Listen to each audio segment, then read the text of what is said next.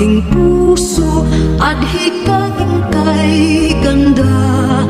Sa Pilipinas na aking bayan, lantay na perlas ang silanganan. Wari na tipong ang kayamanan ng may kapal.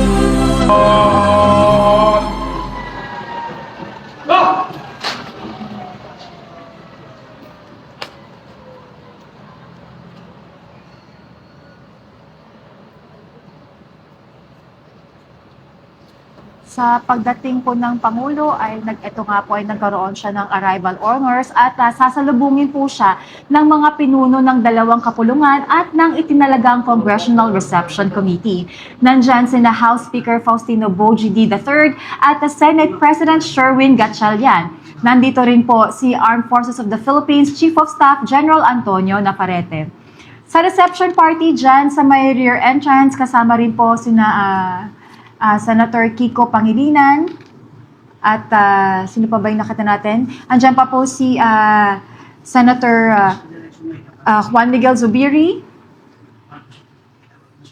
si Majority Floor Leader Ferdinand Alexander Marcos, si Deputy Speaker David Suarez, si Deputy Speaker Maria Rachel Arenas, at iba pa pong mga officials and guests sa House of Representatives.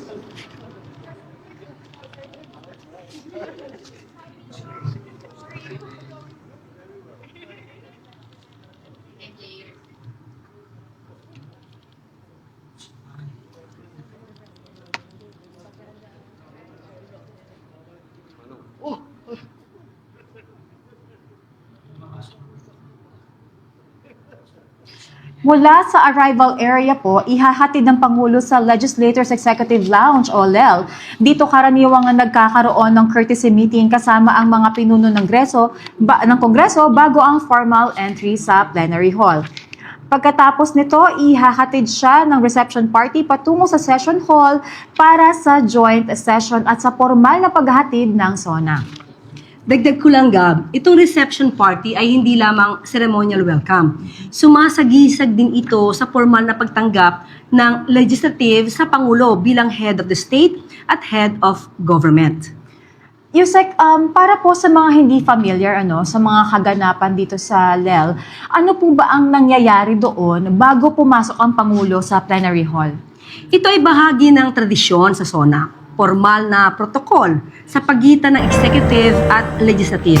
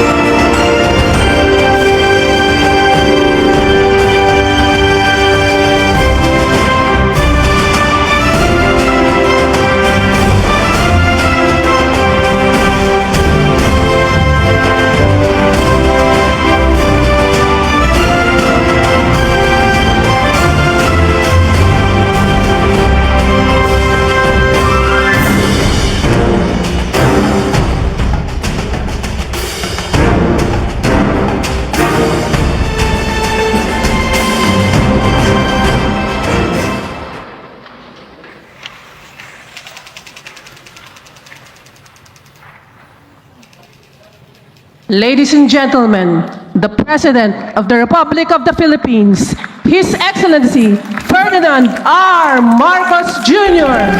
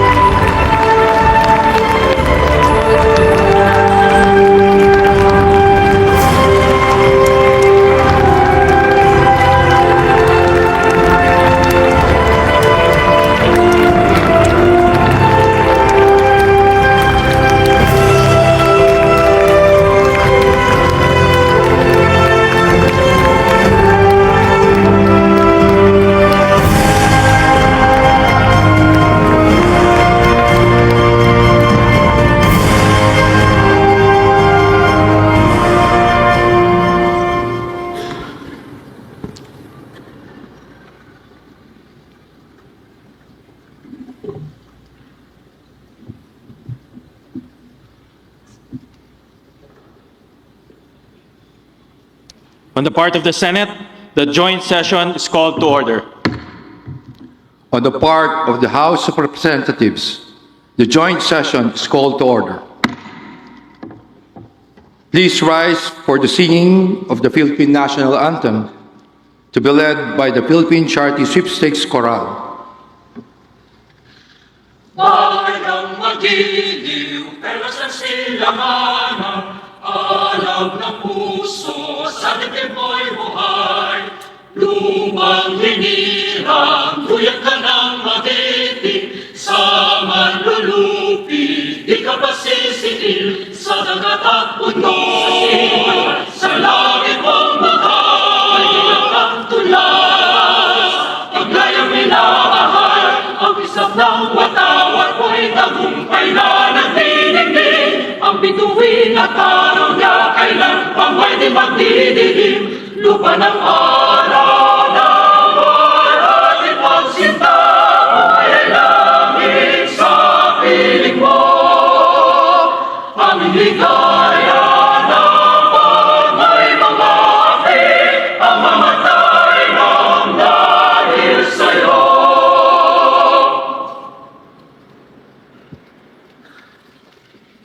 Please remain standing for the awiting panalangin to be performed by Ruben Don Diego Laurente.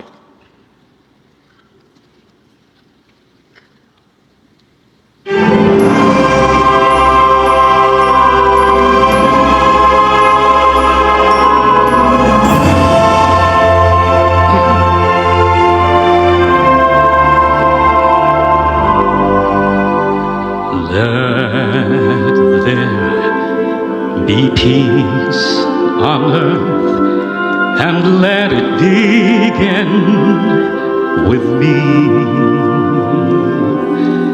Let there be peace on earth, the peace that was meant to be with God as our Father. Brothers all are we. Let me walk with my brother in perfect harmony. Let peace begin with me.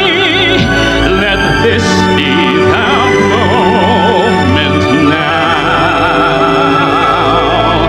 With every step I take, let this be my solemn vow to take each moment and live each moment in peace eternally. Let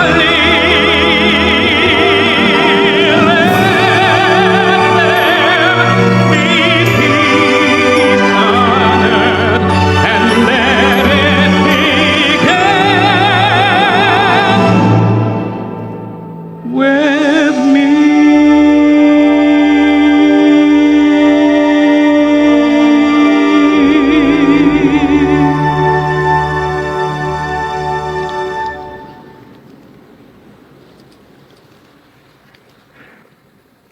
Ladies and gentlemen, honorable members of the 20th Congress of the Philippines, ang Pangulo ng Republika ng Pilipinas, Kagalang-galang Ferdinand R. Marcos Jr.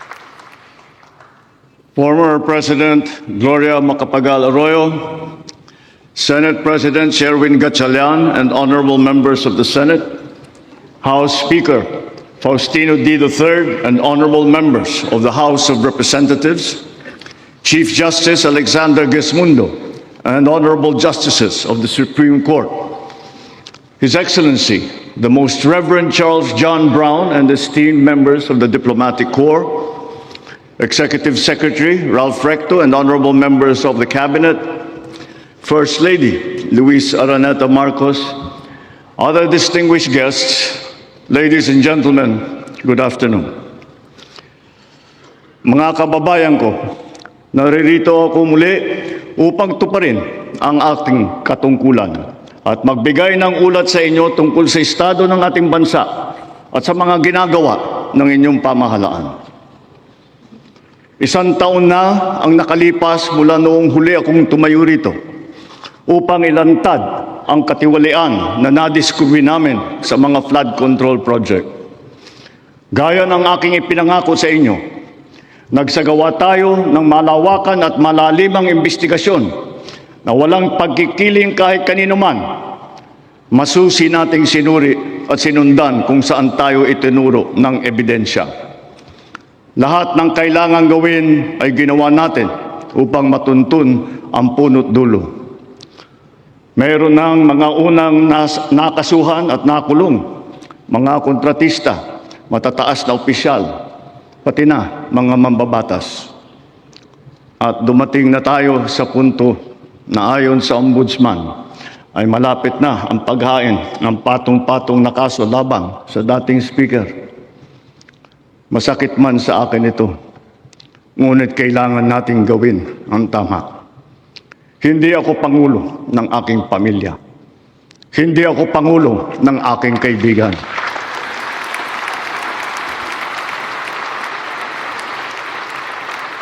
Ako ay Pangulo ng Pilipinas at ang tungkulin ko ay sa inyo, ang aking mga kapwa Pilipino.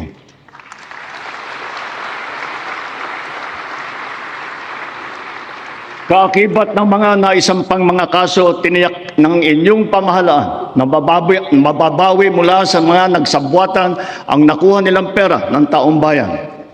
Gayon din, pinigilan natin ang paglabas ng pera ng bayan na ipambayad pa dapat sa mga depektibo, peke o guni-guning mga proyekto at mapupunta lamang sa mga bulsa ng mga tiwalaing kontraktor at opisyal.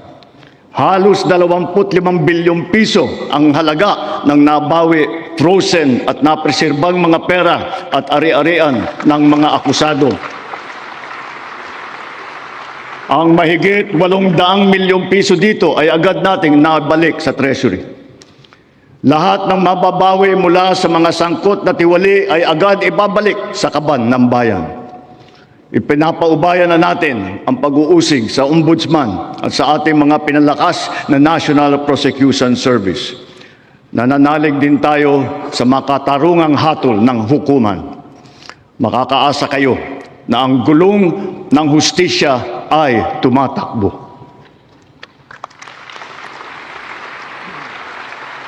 Sa kabila ng mga kaganapang ito, kailangan natin umusad tungo sa pagbabago. Nakatulong ang lahat ng mga ulat at hinaing ninyo sa isumbong na Pangulo, ang inyong pagbabantay at pakikialam sa pamahalaan ay ang susi sa paglaban sa katiwalian. Ang reforma sa DPWH ay nagsimula na. Nagpasok tayo ng mga bagong graduate kasama ang mga tuwid at maasahang mga job order at contract of service. Bukod sa mga flood control project, lahat ng mga proyekto ay sinuri at tiniyak na talagang kinakailangan at maayos mula sa plano, presyo hanggang pagpapatupad. Para walang overpricing, sinigurado natin na ang mga materyales ay ayon sa presyo sa merkado. Bantay sarado ang bawat proyekto at ang nakalaang pondo sa Transparency Portal, Integrity Chain at katuwang na ang mga civil society organization. Mula nung tumama sa ating bansa ang epekto ng giyera sa gitnang silangan, nagdeklara tayo agad ng State of National Energy Emergency. Iisa ang ating misyon, uplift ang iahon ng ating nahihirapang mga mamamayan. Ang lahat ng mga ahensya ay inatasang magtipid at pagtuunan mabuti ang mga programa na mas mahalaga sa pagtugon sa mga epekto ng krisis. Ibinuhos natin ang pondo kung saan karapat-dapat at mas kinakailangan sa mga pangunahing serbisyong ramdam at tiyak na makakatulong sa ating mamamayan. Ang pera ng taong bayan na muntik mapunta sa bulsa ng mga tiwaling opisyal ay naisalba natin. At sa halip na magamit natin ay nagamit natin sa mabuti at para sa tunay na kapakanan ng mamamayan. Ibinaba natin ang karagdagang halos 58 bilyong pisong pondo sa mga lokal na pamahalaan para mas mabilis at mas malawak ang paglingap sa taong bayan. Mataas ang tiwala at kumpiyansa natin sa mga lokal na pamahalaan. Ito ay paghahanda na rin para sa mas marami at mas malawak na serbisyo para sa kanilang mga nasasakupan. Nagsimula tayo doon sa mga direktang naapektuhan ng kaguluhan. Ang pagsaklolo sa ating mga kababayang OFW na naipit sa digmaan. Mahalagang misyon ito ng pamahalaan. Gayong lagpas 2.2 milyong Pilipino ay naghahanap buhay sa Middle East. Simula nung naputok ang gera, mahigit 12,000 kababayan natin ang ating naiuwi sa bansa na ligtas. Mahigit 140,000 OFW naman ang ating nabigyan ng sari-saring tulong sa gitna ng kaguluhan sa Middle East. Tulad ng pagkain, tulong pinansyal, pagpapagamot at masisilungan. Pag-uwi sa Pilipinas, sila ay ating tinulungan upang makapagsimula muli sa pagpahanap buhay sa pamamagitan ng Action Fund at OWA Kabuhayan Program. Ang iba naman ay nilapit natin sa peso o kaya'y sinama natin sa bayanihan para sa balikbayang manggagawa job fair. Samantalang ang iba ay tinulungan natin makapaghanap buhay muli sa ibang bansa. Bukod sa kanila, ang mga magbabalik natin mga gurong OFW ay papasok na sa mga public school natin kung saan sila ay higit na kinakailangan. Dahil dito sa Pilipinas, sila ang ma'am at saka ang sir. Patuloy ang ating ugnayan sa iba't ibang bansa at ang suporta natin sa mga OFW para sa kanilang kaligtasan. Lalo na at may mga kababayan tayong nasawi o hanggang ngayon ay nawawala sa Middle East. Pangalawa, bunga ng ating magandang ugnayan sa iba't ibang bansa. Natiyak nating sapat ang supply ng langis para sa ating pangangailangan. Sa kabila ng pagsara ng Strait of Hormuz ay nagawa natin makabili at makapag-angkat mula sa ibang pagkukunang bansa tulad ng Japan, South Korea, Oman, India, maging sa Russia, pati na sa China. Dahil sa mga ito, natiyak natin na sapat ang supply ng bansa na tatagal hanggang halos 2 buwan. Nakipag-usap din tayo sa Iran para sa kaligtasan ng ating libo-libong mga kababayang tripulante na nasa Strait of Hormuz. Sa kooperasyon ng ating mga kumpanya ng langis, hindi naging biglaan ang pagtaas ng presyo ng petrolyo, kundi paunti-unti sa loob ng 1 linggo. Ito ay para naman maging magaang sa ating nahihirapang mga consumer. Nagtakda rin tayo ng sunod-sunod at malalaking mga price rollback na kailangan tuparin ng mga kumpanya ng langis. Sa tulong ng batas na naipasa ng Kongreso, agad din natin nasuspindi ng 3 buwan ang pagpataw ng excise tax sa LPG at saka sa kerosene. Bukod dito, agad din natin nilimitahan ang pagtaas ng presyo na inaangkat nating bigas. Inaresto at kinasuhan din natin ang mga nahuling nagsasamantala sa kabila ng pagdurusa ng taong bayan habang may state of energy emergency. Lahat ng posibleng gawin para mababa ang presyo at mapabagal ang pagtaas nito, ginawa natin. Marami ang naapektuhan o kaya nawalan ng trabaho sa panahong ito. Kaya tuloy-tuloy ang pagsasagawa natin ng mga job fair sa buong bansa. Nitong Mayo 1, araw ng paggawa at kasagsagan ng mataas na presyo ng krudo, nagsagawa tayo ng halos 100 job fair, kung saan halos 300,000 trabaho ay pinagbigay alam natin sa publiko. Sa isang araw ng job fair na ito, lagpas 6,000 Pilipino ang hired on the spot. Dito rin natin ipinamahagi ang mga sweldo para sa mahigit 100,000 benepisyaryo at nagtatrabaho sa ilalim ng dilip at tupad ng DOLE. Kumilos agad tayo upang pigilan ang mabilis na pagtaas ng presyo ng bilihin. Hinikayat ang mga bangko at e-wallet na magbawas ng kanilang karaniwang singil sa bawat transaksyon na online. Kaya ngayon, maraming bangko at e-wallet na nagbaba o nagtanggal ng kanilang sinisingil sa online transaction fee. Upang makaluwag din sa mamamayan, nagbigay ang mga bangko ng hanggang 6 na buwang palugit sa pagbabayad ng utang at hanggang 1 taon naman kung ang utang ay ginamit para sa agrikultura. Ganito rin ang ginawa ng GSIS at SSS para sa mga utang ng mga miyembro nito, pati na ang NHMFC para sa mga umutang ng murang pabahay at ng Pag-ibig Fund para sa mga naapektuhan na OFW. Kahit papano ay nakaluwag ito sa mga consumer, lalo na sa mga naghuhulog para sa kanilang bahay at sa mga nagpupundar para sa kanilang negosyo. Sa panahon na lumiit ang kita dahil sa mataas ng mga presyo, mahigit 26,000 toneladang bigas ang binigay sa mahigit 2.5 milyong pamilya. At ito'y itutuloy pa natin hanggang umabot sa 8 milyong pamilya na makikinabang.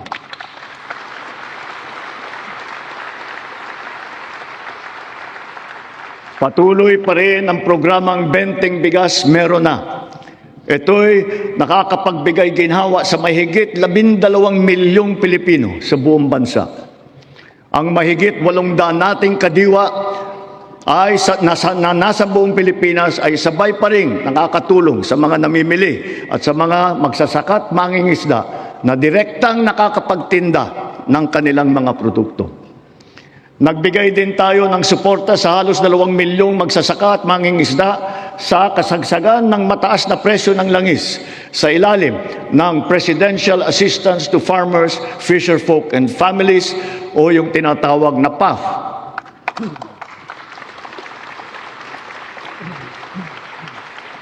Dahil sa mas malakas, malawak at mura nating internet, naging mainam na alternatibo ang online classes at saka ang ating work from home. Mataas ang presyo ng ating kuryente, lalo na ngayong Hunyo, dala pa rin ng mataas na presyo ng krudo at paglakas ng dolyar. Gayunpaman, tiniyak natin na nabigyan ang mamamayan ng kaunting proteksyon sa kanilang electric bill. Ipinag-utos natin ang agarang pag-refund ng mga kumpanya ng kuryente na may sobrang nasingil sa mga customer nito. Ipinag-utos din natin na payagan ang ilang piling consumer na makapagbayad ng kanilang bill ng hulugan sa buwan ng Mayo, Hunyo at Hulyo.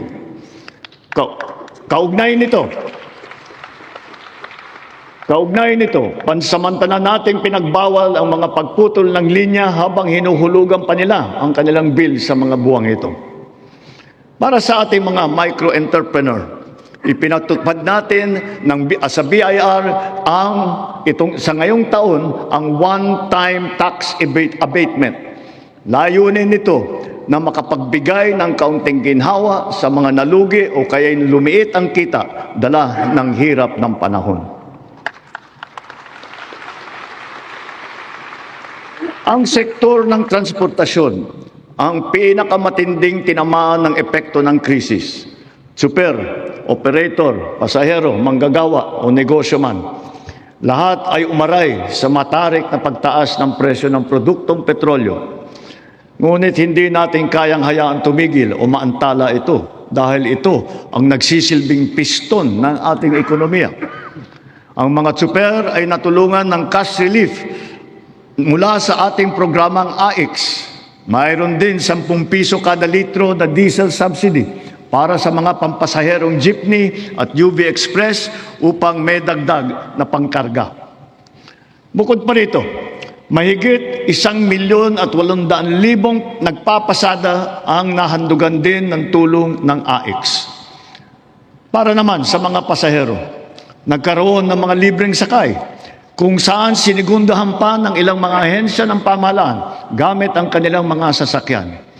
Humalili rin ang DA sa paghatid ng mga kargamento ng produktong agrikultural sa mga sentro ng kalakalan sa buong bansa. At para lalo pang makatulong ng sabay sa tsuper at pasahero, binuhay natin ang service contracting program para sa pampublikong bus at ang ating mga jeep. Sa ilalim ng sistemang ito, ang kwalipikadong operator o driver ay nakakakuha ng karagdagang kita sa bawat kilometrong tinakbo sa pagserbisyo ng mga pasahero. Sa panig naman ng pasahero, kung hindi man libre ang sakay, meron silang 20% na discount sa pamasahe. At ang diskwentong ito ay dagdag pa sa karaniwang 20% discount para sa mga estudyante, sa senior, at saka sa may kapansanan. Ibig sabihin, para sa ating mga priority passengers, 40% ang kabuuang diskwento nila sa pamasahe. Nariyan din ang tupad, tuloy pasada, kung saan nagkaroon ng dagdag na kita ang mga tsuper na pampasada. Sa mga programang ito pa lang, milyong-milyong Pilipino, driver man o pasahero, ang nakaramdam ng kaunting ginhawa sa kanilang mga biyahe araw-araw mula nang ito'y nailunsad.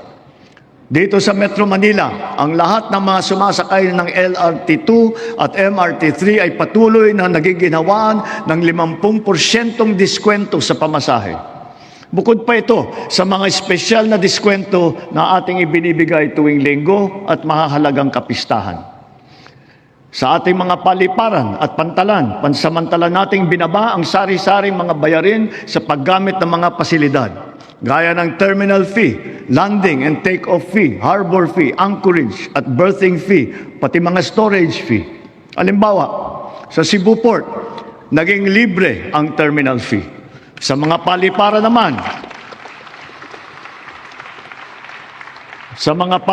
naman, ang service charge sa mga pasahero ay binawasan din natin. Gayon din sa PITX, ang terminal na nag-uugnay ng Metro Manila sa Katimugan. Sinuspindi natin ng 3 buwan ang pagsingil ng terminal fees sa mga pampasaherong sasakyan. Sa mga expressways naman, sila ay may diskwento sa toll fee na umabot hanggang halos 200 piso. At kapag ang kargamento naman, ay pagsakay ng roro ay produktong agrikultural at sangkap ng pagkain, binaba natin mula 500 ang terminal fee. Ngayon, piso na lang ang sinisingil sa kanila. Sa pagdaan naman nila sa mga expressway, libre ang toll fee ng mga truck na accredited ng Department of Agriculture. Dahil sa lahat ng mga pinatupad na ito, milyong-milyong Pilipino ang kahit papano ay direktang nakaramdam ng tulong sa panahon ng mataas na presyo ng petrolyo. Sila ang ating mga tsuper ng pampublikong sasakyan, mga estudyante, manggagawa, pati na rin ang mga magsasaka at marami pang pasahero sa buong Pilipinas. Mga kababayan, sa ating pagbalik tanaw, kaya ko kayong harapin at sabihin na ginawa natin ang lahat ng nararapat upang malunasan ang mga epekto ng krisis. Agarang kumilos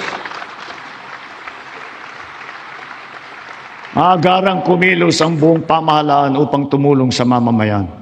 Sa katunayan, tayo pa ay hinahangaan ngayon dahil sa bilis, liksi at pagiging aktibo ng ating pagtugon. Libuang buwan mula sumiklab ang digmaan, ramdam pa rin natin ang bigat ng mga epekto nito sa ating bansa. Hanggang kailangan, asahan ninyo na hindi titigil ang pagsuporta ng pamahalaan. Naglaan tayo ng mahigit 60 bilyong piso para dito hanggang sa katapusan ng taon.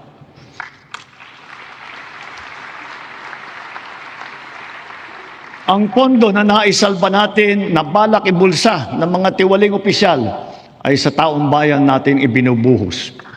Ngayon ipipihit natin ang mga programa sa mas nangangailangan nating kapwa Pilipino para naman mas malawak at mas marami ang maaabot ng tulong. Layunin natin matulungan ng 3.2 milyong benepisyaryo ng 4Ps at walang gutom program ang 1,2 milyong minimum wage na manggagawa ng miyembro ng SSS at ang 2,2 milyong kababayan nating mahirap na hindi pa naging benepisyaryo ng programang pang-ayuda ng pamahalaan. Nariyan pa rin ang nakaabang na pagsuporta natin para sa sektor ng transportasyon, agrikultura at mga OFW na apektado ng kaguluhan. Kung susumahin, mahigit 7,2 milyon pamilya na lubos na nangangailangan ang matutulungan natin sa mabigat na kabanatang ito. Ngunit, hindi natin kaliligtaan ang ating mga manggagawang Pilipino, lalo na ang mga middle class, pati na ang mga maliliit na negosyo. Alam natin na sila rin ay nabibigatan sa epekto ng krisis. So, to ensure the continued progress of the middle class amidst the lingering effects of the crisis, we will pursue tax relief measures that promote growth, that generate revenue, and advance equity towards socio-economic sustainability. Kaya bilang natatanging proteksyon sa kanila at para mas mapakinabangan nila ang pinaghirapan nilang kita, nananawagan ako sa Kongreso upang maipasa ang batas na magbibigay ng bahagyang ginhawa para sa ating bayaring buwis. Una, palawakin natin ang exemption sa income tax.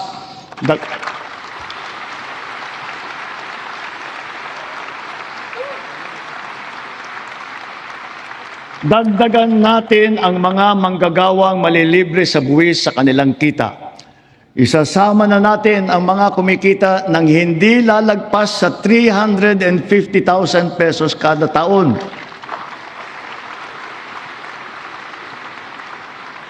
Kasabay nito ang karampatang pagbaba ng income tax ng iba parang manggagawa.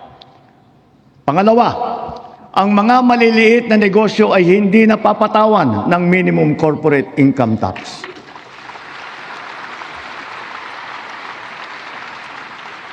Pangatlo, para mapanatag ang loob ng taong bayan ang pagbigay ng amnesty para sa mga hindi nabayarang buwis tulad ng income tax, estate at donors tax at value-added tax.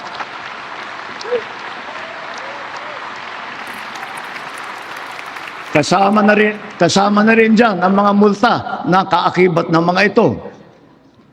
Malinaw ang mga leksyon sa atin ng mga nagdaang buwan. Una, ang kahalagahan ng seguridad at katatagan ng bansa pagdating sa enerhiya at sa pagkain, ng ating ugnayan sa ibang bansa at ng bawat mamamayan kahit saan man sila naroroon. Pangalawa, ang abilidad ng pamahalaan na kumilos agad sa angkop at mainam na paraan. At ang ikatlo, ang pagpursigi at pagnatyag ng Pilipino sa kabila ng mga hamong dumadaan. Dala ang mga sariwang leksyon nito, mas maayos at mabilis ang pagresponde natin sa ating mga naging biktima ng sakuna. Tulad sa nangyaring paglindol sa Visayas at Mindanao kamakailan, mahigit 600,000 pamilya ang ating nasakluluhan. Lampas 3 bilyong piso ang ating binuhos para sa agaran tulong sa mga pamilyang lubos na naapektuhan. Ito'y sa pamamagitan ng pagkain, pagpapagamot, tulong pinansyal at pabahay. Unti-unti na rin nating naaayos ang supply ng tubig at kuryente, linya ng komunikasyon at mga daan sa mga apektadong lugar. Hindi lamang minsang paghatid ng tulong ang ating ginagawa.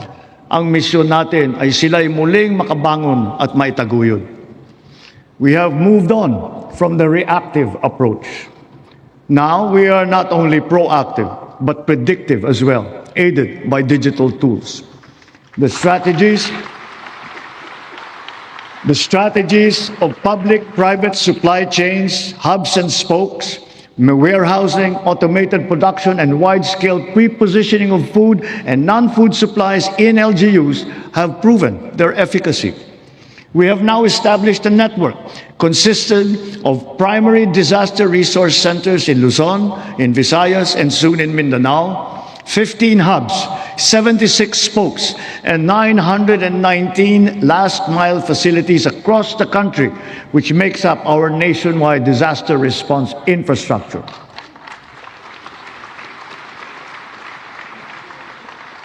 Because of this robust system, delivery of emergency nourishment and relief to target areas is now made possible under 24 hours. Sa panahon ng krisis o kalamidad, handa na ang pamahalaan sa pagpapadala ng mga mobile energy system upang makapaghatid ng emergency power sa mga lugar na nawalan ng kuryente.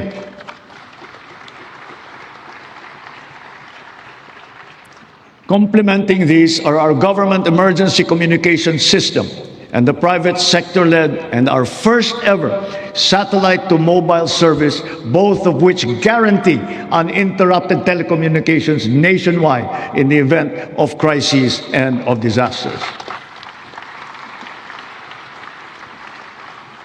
At dahil meron na tayong konsepto ng state of imminent disaster, hindi na natin hinihintay na mangyari ang sakuna. Aagapan natin ang paghahanda at pagresponde.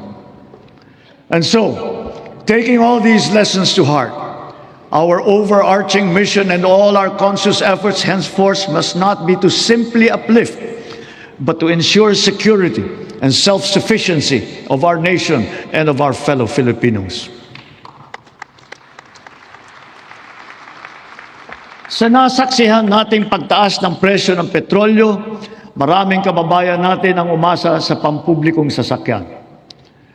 Kaya't pinagtutuunan natin na mabuti ang ating mga tren, mga busway, transport hub at integrated terminal at ang pagpapaganda at pagpapalawak ng mga paliparan at pantalan sa buong bansa. Ito ay upang mas malawak at malayo ang naaabot, tumaas ang kapasidad at maging moderno at mas maginhawa ang serbisyo.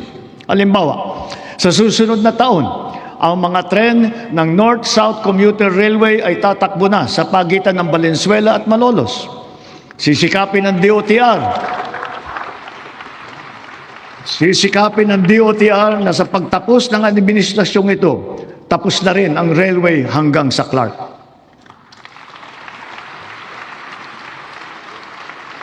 Sa susunod na taon, bubuksan na rin ang 12 stasyon ng MRT-7.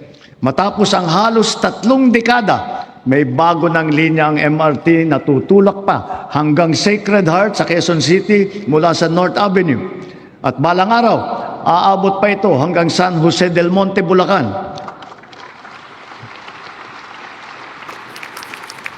Sadyang napakalaking ginhawa nito sa halos 1 milyon na pasahero bawat araw.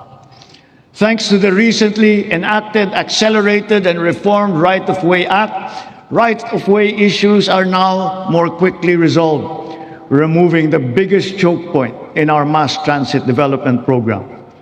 Sa kabilang banda, yung unang bahagi ng Cebu Bus Rapid Transit ay bukas na. At yung nasa Ilocos Norte naman ay ating pasisinayaan sa susunod na taon. Ang mga nag-modernize ng mga sasakyan, lalo na ang mga lumipat sa mga hybrid at electric vehicle, ay hindi nakaramdam ng kurot ng pagtaas ng presyo ng petrolyo. Consistent with our clean energy drive, we have encouraged the adoption of electric vehicles. We have removed all tariffs on EVs until 2028 to bring down market prices. And government has also been mandated to prioritize electric vehicles and their refleeting plans. This clean and green policy is two-pronged. It shall also spur growth of our domestic local industries across the EV value chain, specifically those involved in the vehicle assembly and manufacturing of batteries and related spare parts. Mitiin natin na sa pagdating ng 2040, kalahati ng mga sasakyan natin ay EV na. Ang ilang makabagong love bus at ang articulated bus na gagamitin sa Davao City, mga EV na. Ang MB Dalaray naman na pinasayaan natin kamakailan lamang ay isa ring EV na nabuo sa pagtutulungan ng UP at saka ng DOST. Sa darating na panahon, ang ganitong electric ferry boat ang gagamitin sa Pasig River Ferry Service mula Pinagbuhatan sa Pasig hanggang Escolta sa Maynila. Kaya hinihiling ko ang suporta ng buong industriya upang mapaandar na natin sa lalong madaling panahon ang ating minimiting modernisasyon ng mga pampublikong sasakyan. Titiyakin natin na magiging makatao, magaan at makatarungan ang pagpapatupad nito. Tulad ng aking nabanggit, dapat mataas ang kalidad, matibay at maghahatid ng pangmatagalang ginhawa sa taong bayan ang lahat ng pampublikong infrastruktura. Ngayong taon, matatapos na ang bahagi ng South Luzon Expressway TR4 mula sa Santo Tomas City, Batangas, papuntang Tiaong sa Quezon.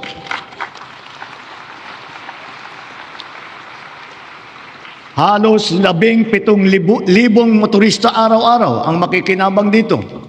Ang mga nasirang tulay sa San Juanico sa Eastern Visayas, Cabagan, Santa Maria sa Isabela, Pigatan sa Cagayan, Calbigan at Liloan sa Samar, at Panuliran sa Iligan ay kaagad nating naayos at ngayon nagagamit na muli.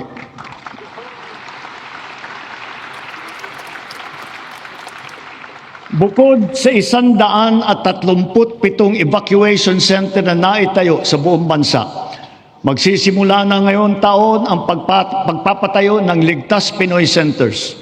Una doon sa mga lugar na madalas tamaan ng hagupit na panahon, tulad ng Bicol, Eastern Samar, Bukidnon, Davao de Oro.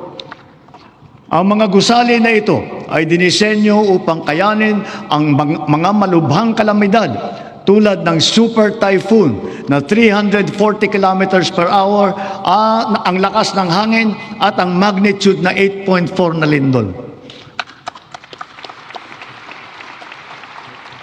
Ganon din dapat ang taas ng kalidad at tibay ng lahat ng pribadong infrastruktura.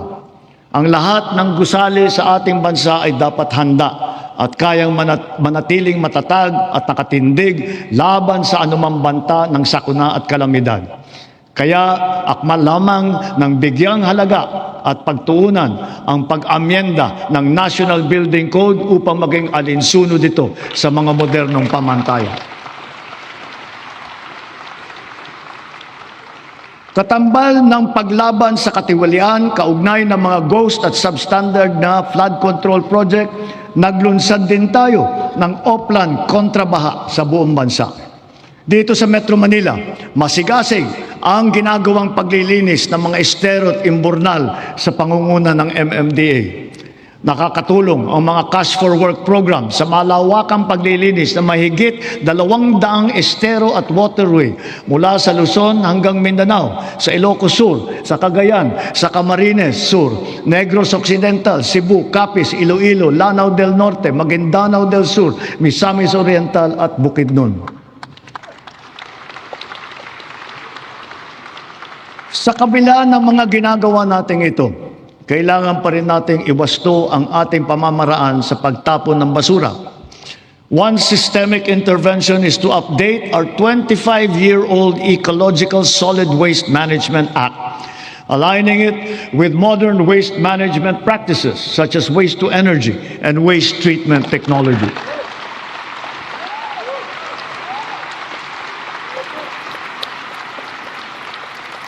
As we recalibrate our solid waste management systems, we can draw inspiration from the solid waste management practices being championed by the MMDA here in Metro Manila, such as waste recovery, processing, upcycling.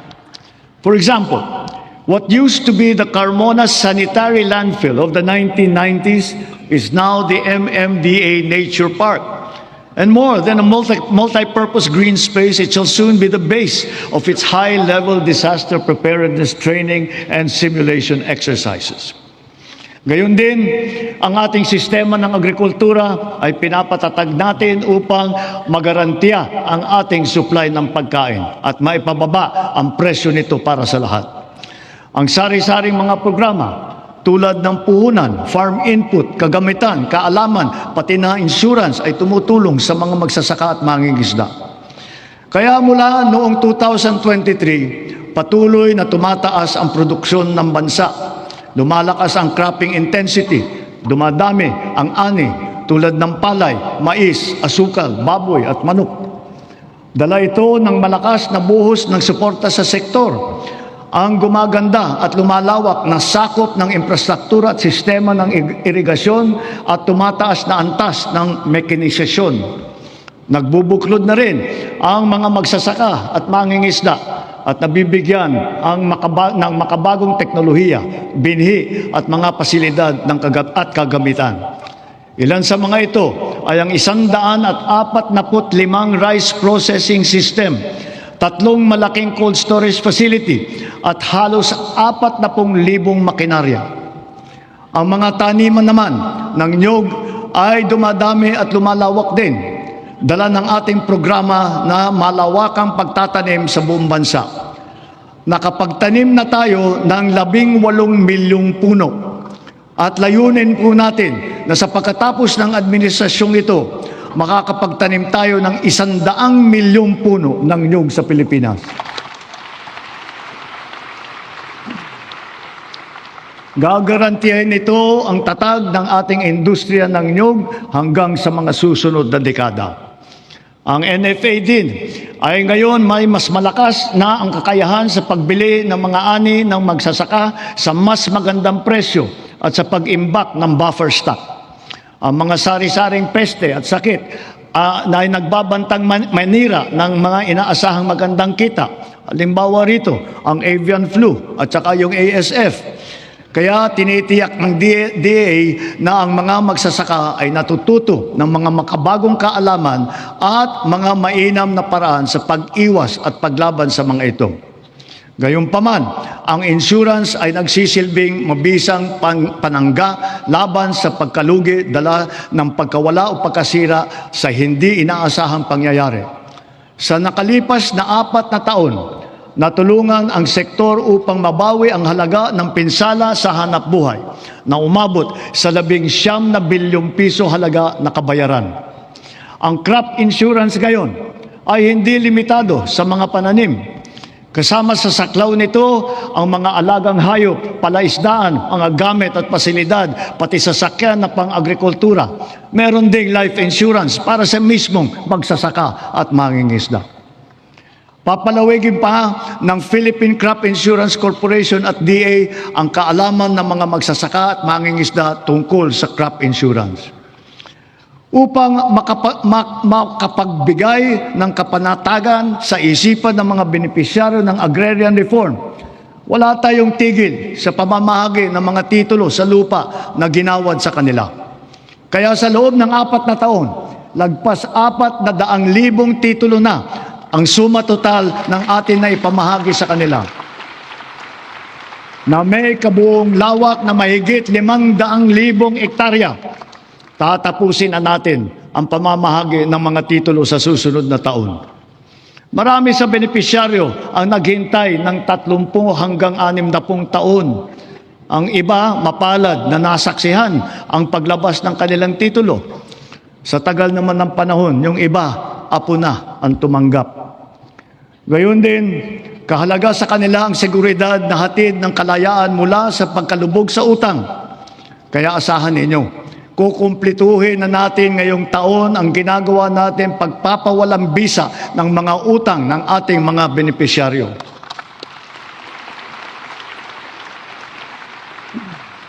Sa kabila ng mga ito, patuloy pa rin ang suporta ng DAR sa reformang agraryo tulad ng irigasyon, mga daan, makinarya at mga pautang para sa mga benepisyaryo nito.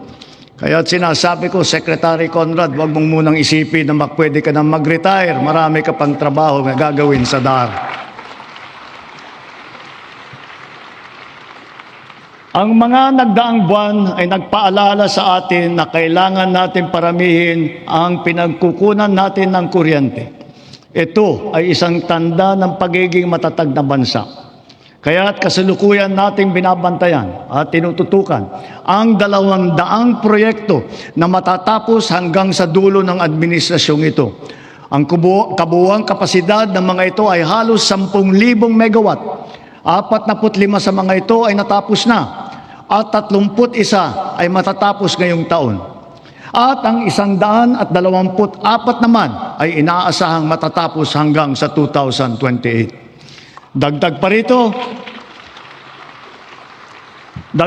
rito ang mahigit 1,700 megawatt na hatid ng mga proyekto para sa energy storage system na may kakayahang mag-imbak ng kuryente. Karagdagang seguridad ito sa 2028 para sa halos 30 milyong kabahayan at mga industriya sa bansa.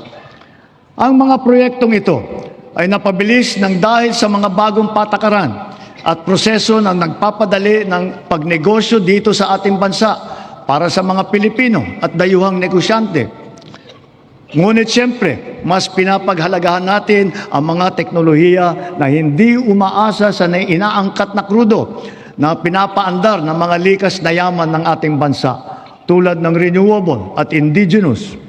Bukod sa ilang mga plantang pinapatakbo ng krudo, nakapagdagdag tayo ng mahigit 60 plantang pinapatakbo naman ng geothermal, solar, hydro at wind at saka ng biomass.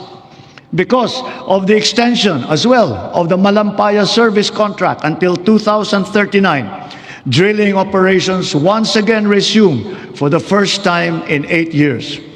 What we have uncovered is truly a national treasure. An untapped reserve of 222 billion cubic feet of natural gas, which bodes well for the continuous production of our premier gas field until 2034. To put it in context, 222 billion cubic feet of natural gas is sufficient to power 1.6 million households for the next 8 years until 2034. Inspired by this development, we have already awarded a total of 14 petroleum service contracts in Luzon, Visayas, and Mindanao. By far, this is the highest number of such contracts ever to be awarded during a single term of any president in our history.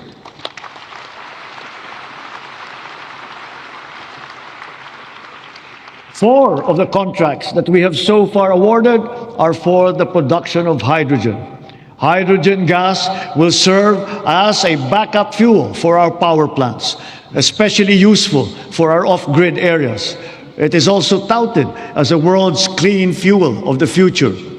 Two of the newly awarded petroleum service contracts are co-managed with the BARM government. This is the first time in our political history. BARM is now firmly set to pursue its strategic vision of energy security and total electrification for and in the Bangsamoro region.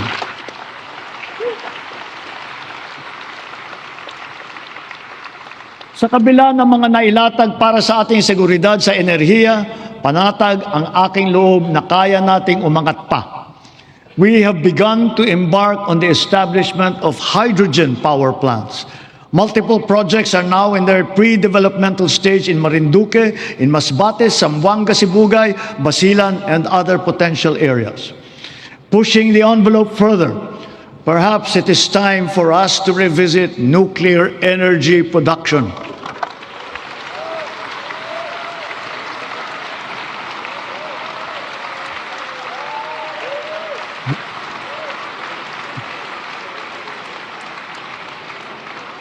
After all, we are already using nuclear energy in the fields of medicine, in agriculture, water filtration, and the upcycling of plastic.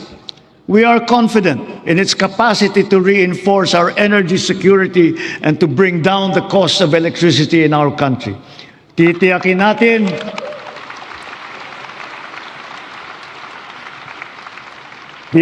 natin ito ay ligtas. Titiyakin din natin may papaliwanag na mabuti sa publiko ang magandang dulot sa atin ng enerhiyang nuklear.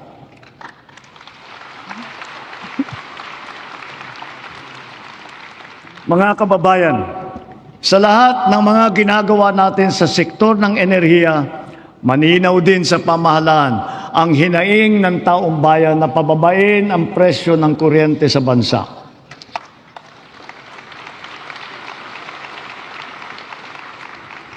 Unang-una, upang maging simple, madali at abot kaya ang pagpapakabit ng solar panel at battery storage system sa kanilang mga bahay, hinihiling ko ang tulong ng Kongreso na maipasa na ang Sariling Kuryente Act.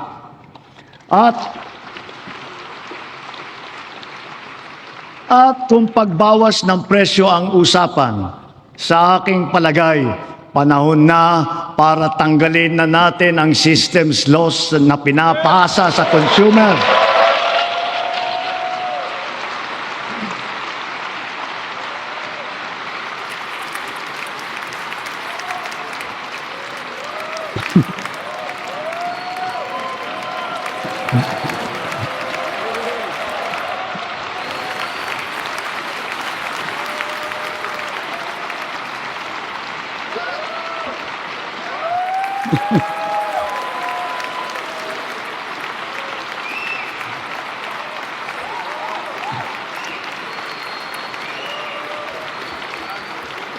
Pinapasa ito sa consumer at kinakarga sa bill na pinapatungan pa ng value-added tax. Hindi naman kasalanan ng consumer kung bakit nagkaroon ng systems loss. Kaya hindi naman tama na kailangan sila pa ang pagbabayarin dito. Therefore, we, the people, we demand for the immediate amendment of the EPIRA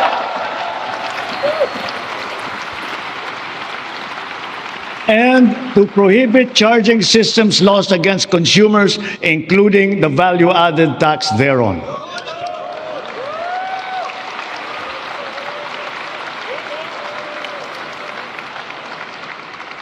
Noon nagsimula ang administrasyon, nilatag na natin agad ang pambansang pulisiya sa social protection floor na magtitiyak na may pangsalo at paglingap sa ating mamamayan, lalo na sa oras ng pangangailangan.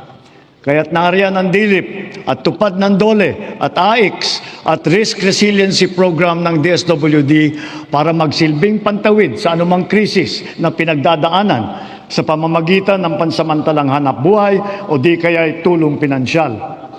Ngunit, mas mainam pa rin ang pangmatagalang seguridad ng makukuha mula sa matatag na trabaho. Maraming trabaho ang hatid ng ating lokal na industriya na patuloy natin pinalalakas. Kasabay ng seguridad na dala ng matatag na trabaho ang SSS, GSIS at Pag-ibig Fund, nagsisilbing proteksyon para sa mga manggagawang Pilipino. Katuwang ang mga ahensyang ito, nakakaipon ang manggagawang Pinoy para sa kanyang pagtanda at sa pagretiro. Nakakatulong din ito sa panahon ng kagipitan, kalamidad o krisis sa buhay.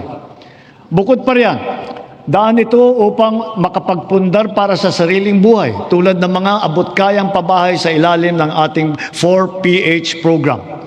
Nariyan ang DSUD at mga ahensyang kasapi sa sistema ng pabahay upang matupad ang pinapangarap ng natahanan ng Pilipino. Katuwang ang pribadong sektor at lokal na pamahalaan. Puspusan natin pinupuno ang kakulangan sa pabahay sa buong bansa. Ito ay ginagawa natin sa pamamagitan ng mga bagong komunidad, mga acquired asset ng Pag-ibig Fund, Community Mortgage Program, Resettlement, at pati na mga paupahan. Sa ating programang pabahay, higit 500,000 bahay ang ating naitayo na at napondohan.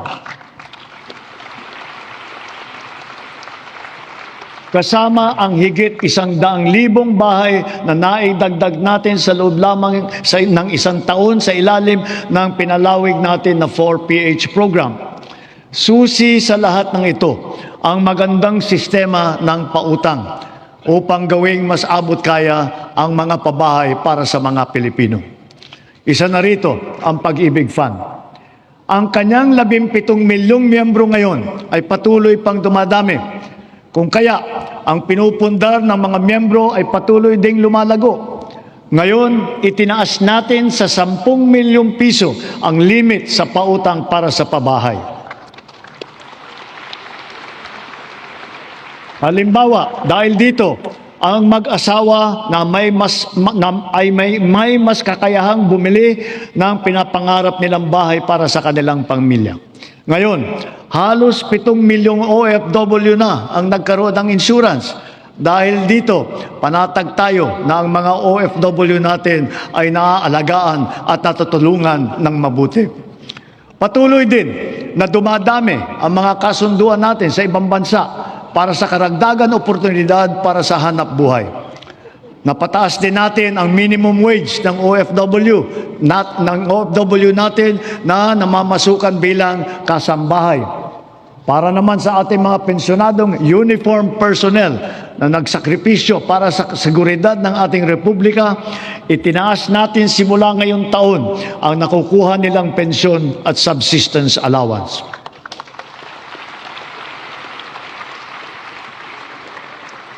Bilang dagdag tulong naman sa mga pensyonado ng SSS, pinaaga natin ang 10% pagtaas ng kanilang pensyon simula Hunyo na dapat sana ay nakatakda pa sa Setyembre.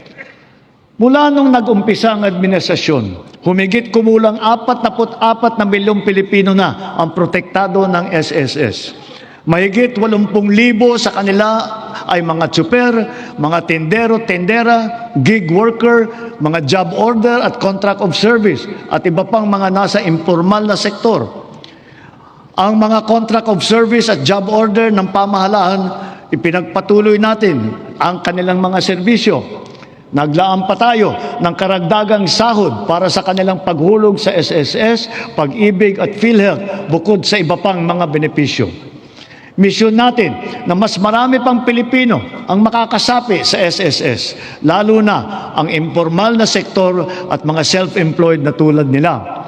Kaya nananawagan ako sa buong sambayanan. Huwag natin ipagwalang bahala ang seguridad na handog ng SSS, pati na ang Pag-ibig Fund. Tiyakin po natin na ang wasto at buwanang paghulog para sa mga ikabubuti ng ating mga kinabukasan. Maganda ring balita na dumadami sa ating mga kababayan ang kumukuha ng insurance at pre-need mula sa pribadong sektor. Mainam din itong pagpundar para sa kinabukasan. Ito ay para sa lahat ng Pilipino. Ginawa rin itong mas abot kaya dahil sa mga micro-insurance plan. Ngayon na nasa merkado, ito yung mga rehistrado at lehitimo. At mas maganda rin ang balita sa ating kabataan. Sa kanilang murang edad ay nagbubukas na ng mga account sa bangko o kaya sa digital payment app. Hikayatin at turuan natin silang mag-impok at magpundar para sa kanilang kinabukasan.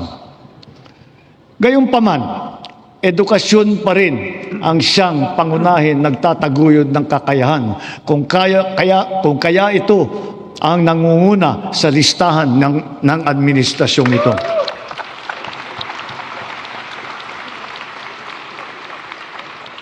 Sinisimulan natin ito mula sa pagkamusmus at ito'y dapat tuloy-tuloy at hindi tumitigil. Kaya dapat nakakintal sa puso't isipan ng mga Pilipino ang lifelong learning at continuous self-improvement. Ang nagdaang mga buwan ay nagpaalala sa atin na mahalaga ang reskilling at upskilling ng ating mga manggagawa. Napatunayan natin ang kakayahan ng mga senior high school graduate natin sa mga isinagawa natin bagong Pilipinas Servisyo Fair nitong Marso. Mahigit 1,200 senior graduate ang naging hired on the spot. Maaari na rin sila ngayon mag-apply para sa mga bakanteng unang baitang na posisyon sa pamahalaan. Ngunit, patuloy pa rin natin pinalalakas ang curriculum ng senior high upang lalong maihanda ang estudyante para sa tunay na mundo. Pinaigting ang work immersion para maranasan nila ng personal ang paghahanap buhay sa kanilang gustong larangan. Panatag ang ating loob sa edukasyon pagkatapos ng senior high dahil sa patuloy na pagtaas ng kalidad ng kolehiyo sa ating bansa. Noong 2022, ang mga kolehiyo natin na pumasok sa World University Rankings for Innovation ay 12 lamang. patuloy po nating ipinataas ito bawat taon. Ngayon, 140 kolehiyo na ang pumasok na sa World University Rankings. At lagpas kalahati sa kanila ay state at local universities and colleges kung saan libre ang matrikula.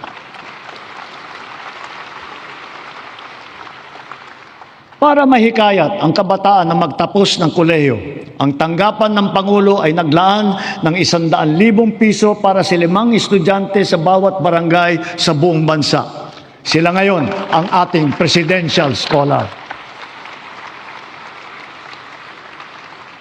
Mabisang pambato rin sa buhay ang mga programa natin sa TechVoc o TVET.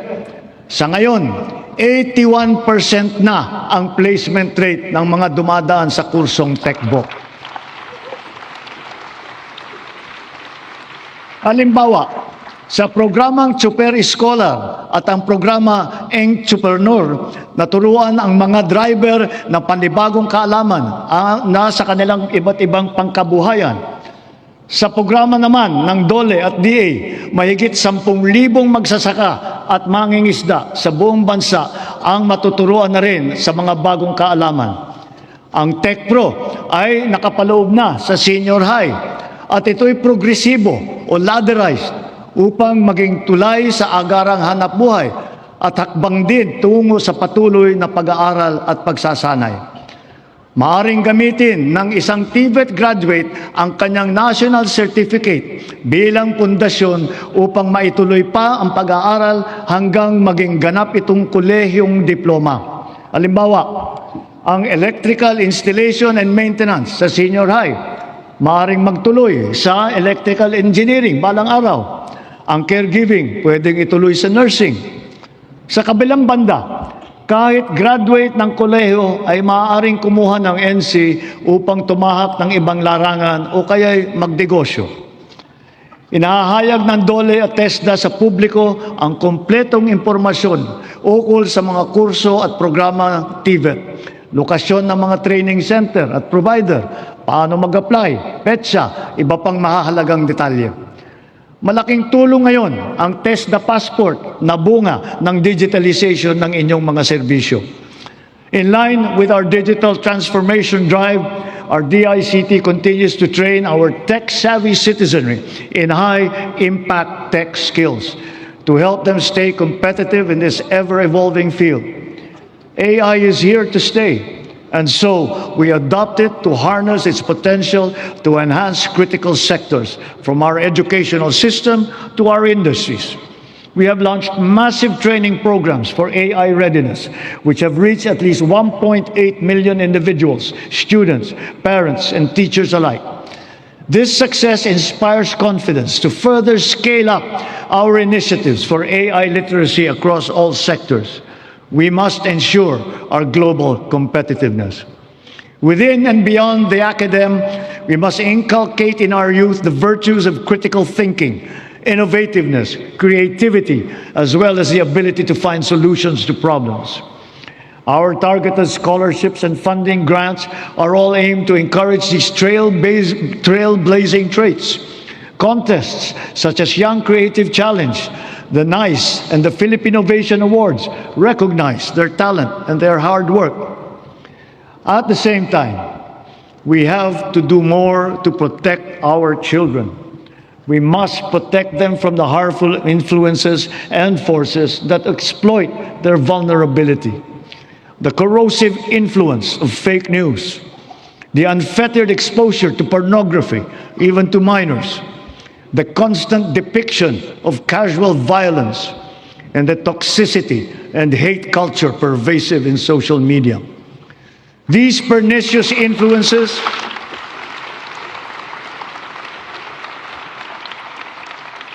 lead to issues of their mental health, rise in teenage pregnancies and HIV/AIDS cases, and other extremely harmful consequences. We must all assume a community responsibility for our young people's protection. Ang mga nasawi na ating mag-aaral kamakailan dala ng karahasan at kapabayaan ay nag-iwan ng malaking puwang sa kanilang pamilya at mapait na aral din para sa ating lahat. Sa mga magulang at kaanak ng mga nasawit at nasaktan dahil sa nangyaring karahasan sa mga paaralan, tanggapin po ninyo ang aming taimtim na pakikiramay. To the parents of Chris Lawrence Fabian, Joyancy Separa, and Ayesa Nicole Dazo, we are all so very proud of the unflinching bravery and heroic virtue that you have instilled in your children. They are an inspiration to us all. Their courage and their selflessness, true Filipino qualities, are the virtues that these trying times call for. Kailangang mamulat ang buong lipunan at akuin ang responsibilidad. Pag-ibayuhin natin ang ating paggabay at pag-aruga sa ating mga kabataan. Magkakasama tayong lahat sa misyong ito. Ang pamahalaan, pamilya, paaralan, simbahan, industriya, komunidad. Tatayo ang paaralan bilang pangalawang tahanan para sa kanila. Kaya hinahanda natin ang mga pampublikong paaralan upang tanggapin sila ng bukas palad. Ngayong school year, tuloy ang ating school-based feeding program bilang mabisang suporta sa pag-aaral. Sa programang ito, mapapakain natin ang mahigit 4.5 milyong kinder at grade 1 at mga mag-aaral na grade 2 at pataas na mga lubos na nangangailangan ng nutrisyon. Magtutulungan ang lokal na pamahalaan, ang barangay, PNP, DepEd upang palakasin ang seguridad sa paaralan. Siniguro ng DepEd na nakahanda, gumagana at alam ng lahat ang mga mekanismo at proseso sa pag-ulat, sa pagtugon sa mga insidente ng bullying, pati na sa mga iba't ibang emergency. Hindi hinahanda rin natin ang ating mga principal at guro upang mamagitan sa pag-ayos ng anumang hindi pagkakaintindihan ng mga estudyante. Sa tulong ng unang batch ng 10,000 school counselor associates na ipapasok natin sa mga pampublikong paaralan, ang mga anak natin ay meron ng malalapitan para sa angkop na payo sa anumang mabigat na pinagdadaanan sa kanilang isipan.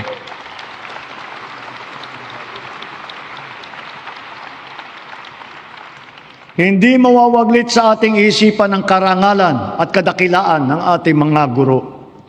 Pinangako ko noong nakalipas na SONA na walang magre-retirong guro na Teacher 1. Ngayon, mahigit 80,000 guro at school head sa pampublikong paaralan ang na-promote gawa ng ating expanded career progression. Nagkaroon na rin ng mahigit 30,000 karagdagang posisyon para lumakas ang puwersa ng mga guro. To facilitate effective instruction, we also continue to provide them with helpful and innovating teaching aids such as smart TVs, laptops, tablets, free mobile data, even lapel microphones. To dramatically increase the traditional annual production output of DepEd, we have activated force multipliers in addressing classroom storage, tapping the DPWH, PAGCOR, and the LGUs as additional production arms for the increase in our schoolrooms. For its part, the private sector also will construct its initial share of more than 16,000 classrooms in Luzon by way of PPPs. Additional PPPs with higher production targets will soon follow for the Visayas and Mindanao. Kapag may nagkasakit sa pamilya, tila krisis ang tumama. Sa mahal ng pagpapagamot, kaya nitong simutin ang kita o ipon ng isang pamilya. Kaya malusog na pamumuhay ang ating pangunahing isinusulong.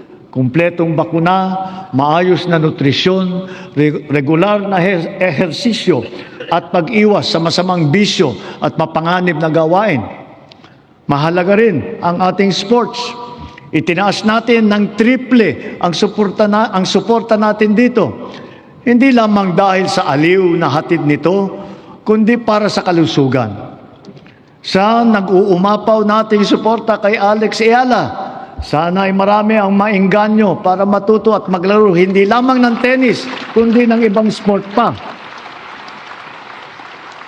Sa halimbawa ng Pilipinas Women's Football Team, sana rin ay mas sumikat pa ang football sa ating bansa at maraming maglaro. Balang araw, baka makasali na ang Pilipinas sa World Cup.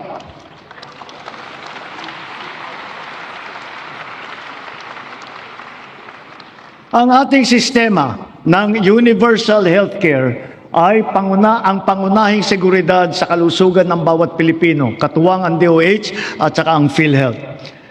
Daig ng maagap ang masipag.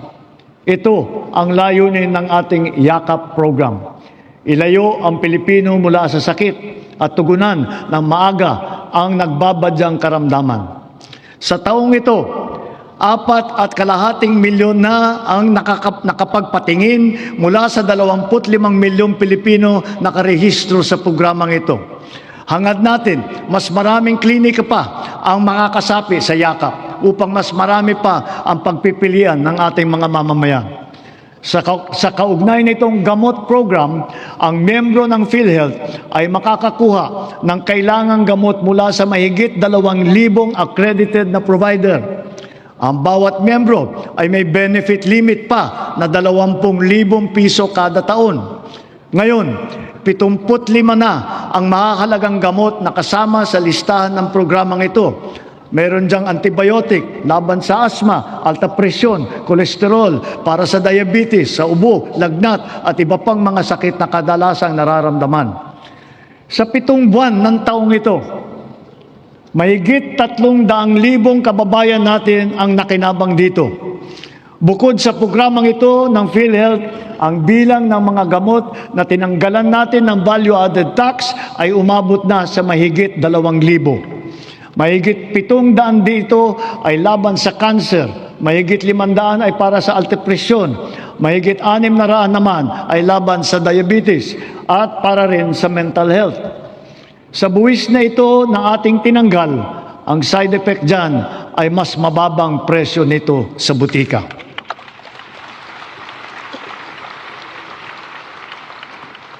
Ngunit, kung pag-iwas sa sakit ang ating tunay na pakay, kulang pa ito. Kailangan mas maaga ang pagbabantay. Kaya pinapalawak pa natin ang programang ito. Sa susunod na taon, unti-unti nating isasama ang iba't ibang uri ng blood test at gamot upang mas maagang matukoy at mabantayan ang posibleng sakit sa bato, atay, thyroid at hepatitis B. Nariyan pa rin ang malaking suporta ng PhilHealth kung kailangan talagang magtungo sa pagamutan. Patuloy na pinaparami ng PhilHealth ang sakop nitong mga sakit, kondisyon at serbisyo. At itinaas din nito ang limit upang matiyak na sumasabay ito sa pagtaas ng mga presyo. Pinahahalagahan ng PhilHealth ang mga laganap at malubhang mga karamdaman tulad ng cancer at sakit sa puso. Kasama na rin ngayon ang pagpapagamot ng HIV/AIDS upang makatulong sa pagpigil na dumadaming mga kaso dito sa bansa. Pati na rin ang TB na kumikitil ng halos 100 buhay bawat araw dito sa atin. Para mapaganda pa ang suporta natin sa mga batang may developmental disabilities, dodoblehin natin ang PhilHealth package para sa pagpapatingin sa therapy.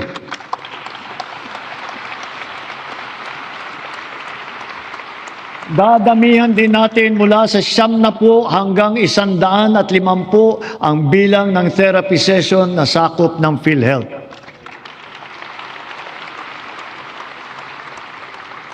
Nakaantabay din para sa kanila ang Project Aruga ng DSWD para sa karagdagang tulong pinansyal. Mula sa lagpas 5 milyong pamilyang Pilipino na gumagamit ng PhilHealth noong 2022, umabot na sa mahigit 7.5 milyong pamilya ang nakatamasa ng mga benepisyo ng PhilHealth nitong nakalipas na taon. Lahat ng ito ay gawa ng ating masigasig na paghikayat, maayos na proseso ng pagrehistro at mas pinabilis pang pagbayad sa mga ospital at healthcare providers.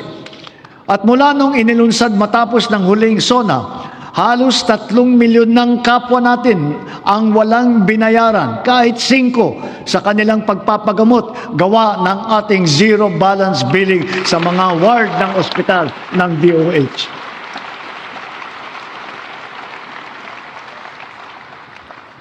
Siyempre, hindi natin makakaligtaan ang maaasahang medical assistance o MAIP. Mas marami na ang ospital na sakop nito. Mas pinadali pa ang proseso. At ngayon, may e-MAIP na sa mga ospital ng DOH, online at kasama sa ating e-Gov app. 2 na lang ang requirement. Wala na ring GLGL, kaya hindi na kailangan pumila o magmakaawa pa sa sino mang politiko.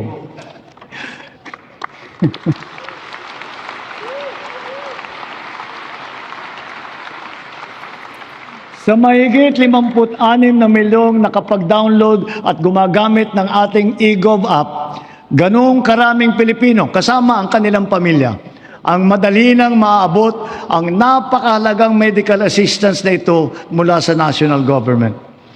Kung kaya't sa puntong ito, mahigit 8 milyong pasyente na ang natutulungan ng maaasahang MAIP.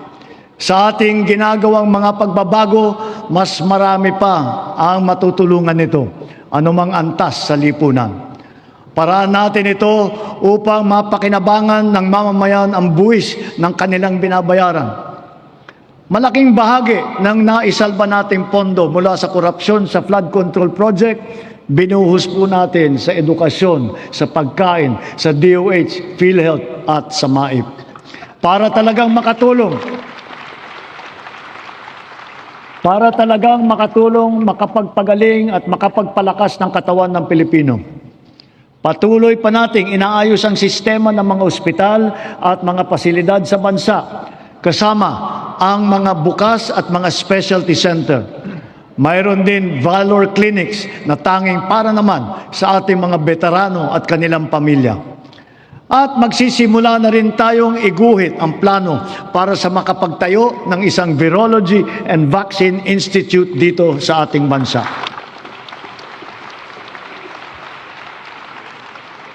Kasabay nito, ang hanay ng mga dalubhasa sa larangan ng medisina at kalusugan ay dumadami na rin.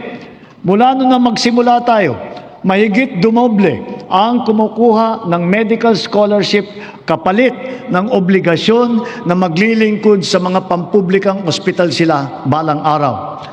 Sa kanilang pinamamalas na serbisyo publiko, ang ating mga doctors to the barrios ay nagsisilbing huwaran sa ating mga susunod na henerasyon ng mga Pinoy na doktor.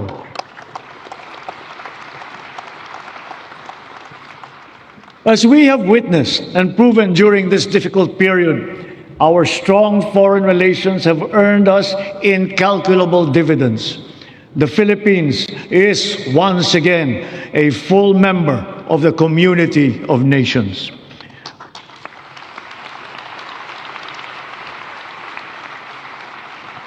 Our vigilant trade facilitation efforts have resulted in integrating our country into the international free trade network. That is the widest and most active one that we have ever had in our history. It has yielded transformative economic agreements, such as the Regional Comprehensive Economic Partnership. And now, we are set to seal yet another promising comprehensive economic partnership agreement, this time with the United Arab Emirates. Because of these international engagements, the Philippines now has 23 free trade agreements in force or under active negotiations with other countries. Our exports have grown.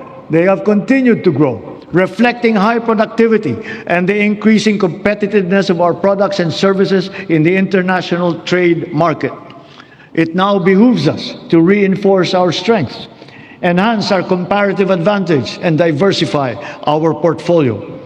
On this principle, we have maintained our competitiveness in supplying critical components to top technology companies in the world.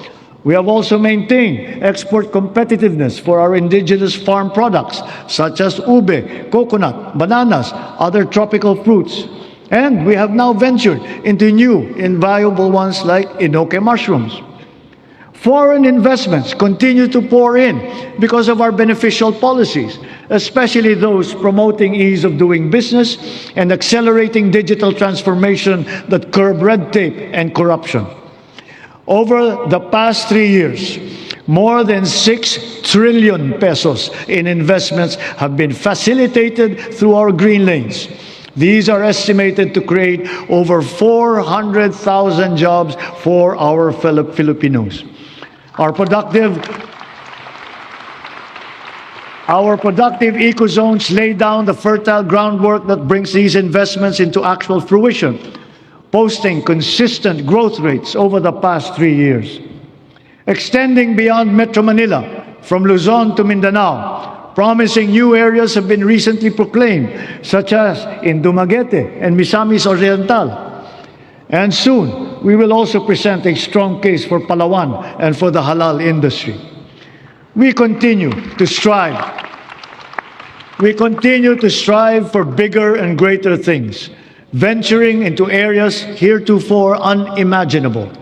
That is, strategic and emerging industries that position our country in the global value chain, such as in the fields of pharmaceuticals, advanced manufacturing, luxury goods, technology, and logistics.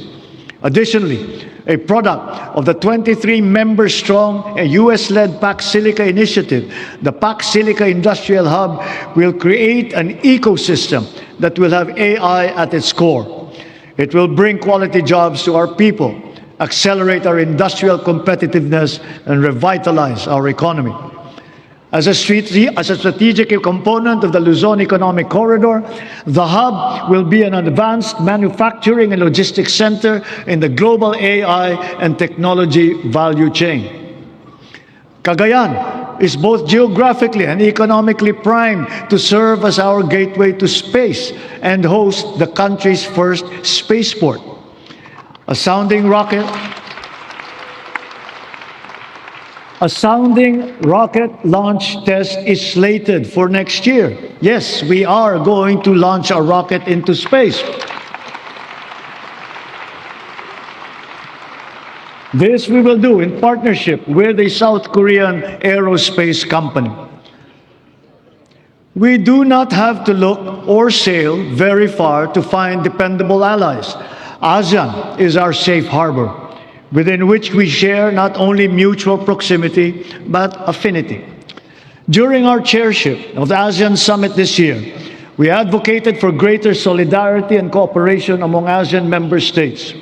Together, we found ways to alleviate the dire consequences of the war in the Middle East. Through a united ASEAN and its strong extended network, we have achieved greater security and resilience as a region and as individual nations, more capable of withstanding disruptive events. The ASEAN +3 emergency rice reserve system will guarantee emergency rice supply in case of shortage in our domestic production. The ASEAN Digital Economy Framework, led by the Philippines, will harmonize digital rules and enable cross-border digital transaction. It will accelerate the growth of our local tech sector, enable fintech and digital banking solutions, and support financial inclusion, especially for small enterprises. Likewise, the Framework Agreement on Petroleum Security for the joint stockpiling of energy assets in the region has been ratified. And now that our Luzon, Visayas, and Mindanao grids are fully connected, we are in a better position to connect with our neighbors to help realize the ASEAN Power Grid. Moved by our stark realizations, ASEAN must further strengthen the bonds of our regional cooperation, building on our sense of affiliation and a heightened instinct for mutual assistance. This is bayanihan for the international community and for this part of the world.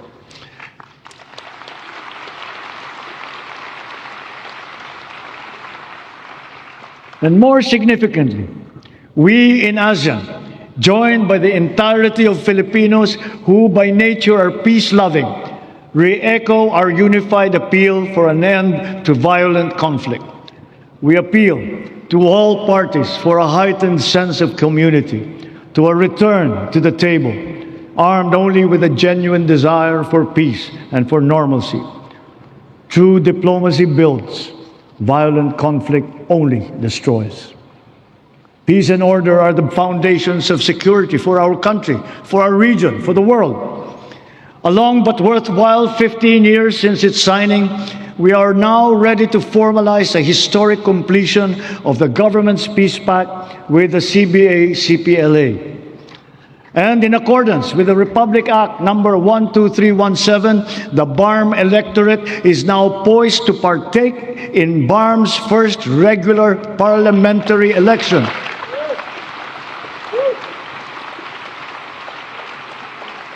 This is a critical accomplishment under the Comprehensive Agreement on the Bangsamoro. COMELEC, law enforcement, volunteers, deputized agencies, all stakeholders are now ready to ensure that this defining political exercise will be peaceful, orderly, and credible.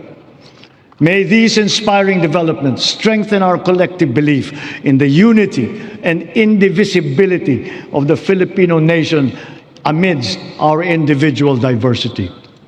Our unity and collective consciousness are challenged now greater than ever before.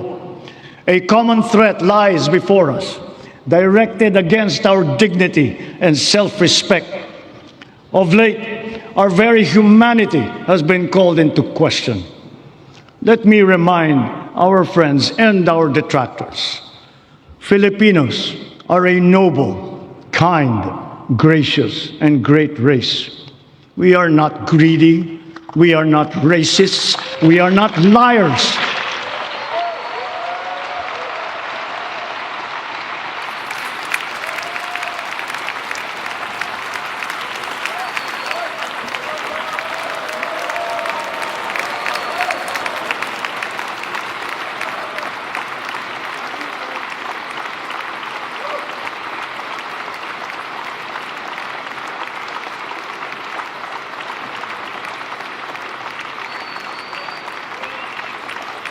We are respectful and we are dignified.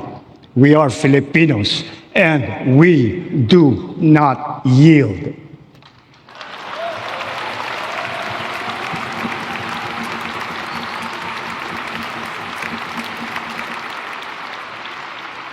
Just recently, we celebrated the 10th anniversary of the final and binding 2016 Arbitral Award, which stands as a definite benchmark for the interpretation and application of the UNCLOS. This is not a claim that we advance alone, nor is it one that we will abandon.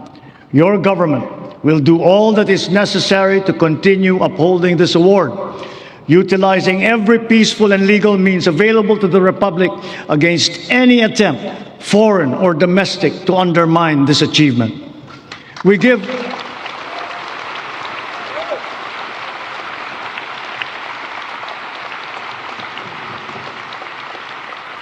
give honor to our armed forces, the Coast Guard, even our fisherfolk, who all continue to patrol and ply our seas in the face of great risk. To them, we owe collective gratitude and appreciation, for it is they who give life to the letter and spirit of the Arbitral Award.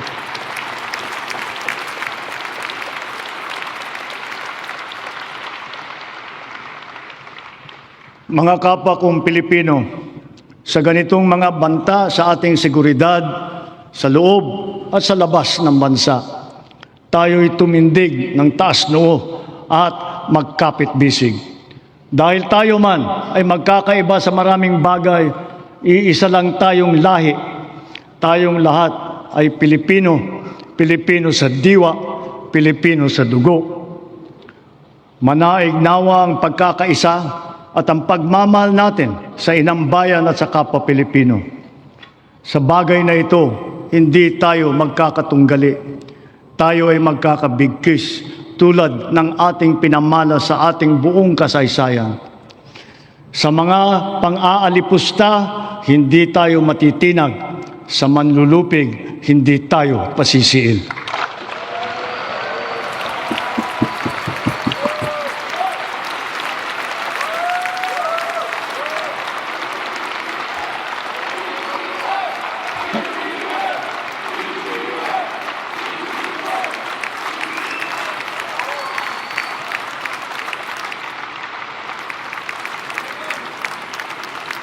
Sa nalalabing 2 taon ng administrasyon, tatapusin natin ang mga nasimulan at tutuparin ang ating pangako sa sambayanan.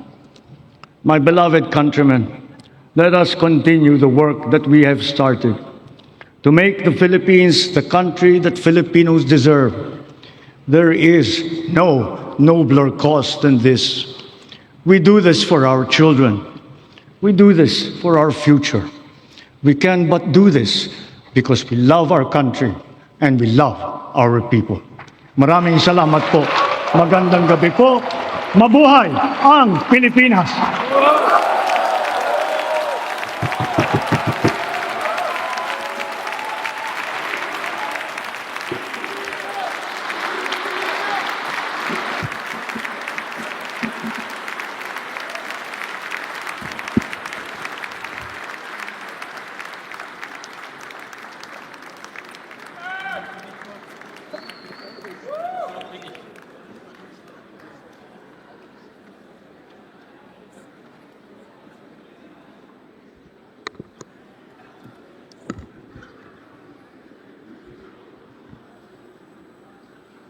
On the part of the Senate, the joint session is adjourned. On the part of the House of Representatives, the joint session is adjourned.